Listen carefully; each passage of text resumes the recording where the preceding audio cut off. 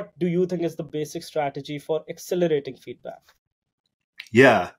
So I think automation shouldn't be a very controversial idea, but the more we can automate, the better, right? And so if as soon as code is changed, we can get that built, we can get it tested, we can notify people and remove as much friction as possible, we're going to be happy.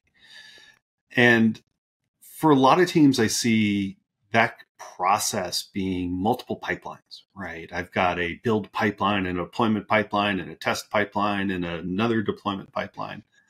And each of those has a button click between it. And so if we can chain those together, that'll be a lot better.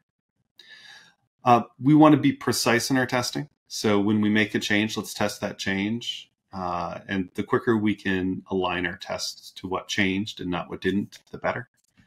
And the way I like to think about this, just as a process thing for a team, is to use an idea called a null release.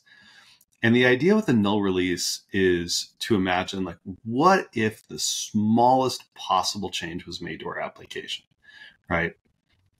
We decided, that login should be 2 words, not 1 word, or something like that. We need to change the text on a button somewhere. Like, what does it take to get that to production?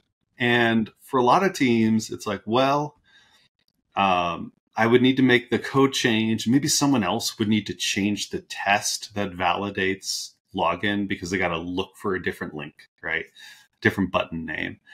And, we're going to go through that process, and that, our tests only run nightly. So the soonest we'll learn about whether that worked is, a day or 2. And then we only release on every other Tuesday after a change advisory board meeting, and et cetera, right? So the quickest I could make this text change is in like 3 weeks.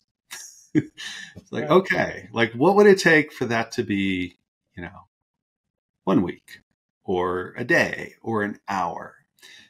Because there's not a lot of risk in this change. So to start thinking through how you smooth that out for a really small change, and then consider, well, what needs to come back in as we think about bigger and scarier changes. I think it's a really good process for teams to go through. Right.